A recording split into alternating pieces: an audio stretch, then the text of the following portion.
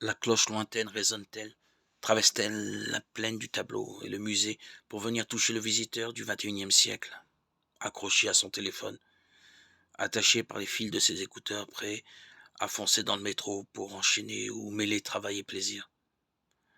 Le silence et l'humilité des deux paysans de Millet frappent-ils encore à la porte de nos cœurs, de moins en moins habitués à l'intériorité. L'Angélus de Millet est si connu qu'il est peut-être rarement regardé comme un tableau méditatif. Un pèlerinage artistique au musée d'Orsay y admire surtout le réalisme de ce peintre de la vie paysanne.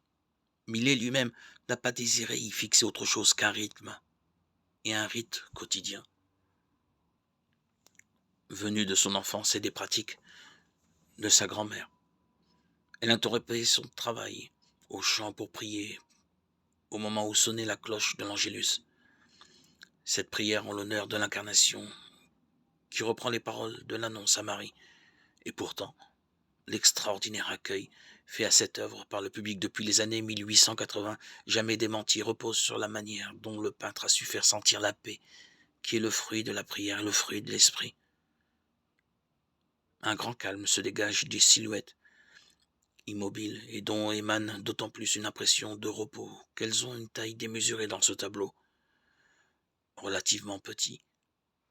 La paix règne également dans le choix du paysage. Une plaine à perte de vue, sans accident de terrain, sauf l'église d'où provient l'appel à la prière, que prolonge un ciel plus clair, mais sans modification de tonalité colorée. On n'aperçoit qu'à peine du rouge au bras de la femme, du rose en haut des nuages, et quelques silhouettes d'oiseaux en vol. Ainsi s'exprime la paix. Ajouterons-nous de la visite de l'homme par l'ange en la personne de Marie et par Dieu en ceux qui prient. C'est de manière jante et spectaculaire que saint Luc nous enjoint de prier en tout temps pour éviter persécution et dévastation. Restez éveillés et priez en tout temps, ainsi vous aurez la force d'échapper à tout ce qui doit arriver et de vous tenir debout devant le Fils de l'homme. Luc 21, 36. Mais priez en tout temps, formule à laquelle il est fait écho, entre autres dans les épîtres, avec prier sans relâche. 1 Timothée 5, 17 nous invite à répondre à cette demande du Seigneur de manière humble et quotidienne.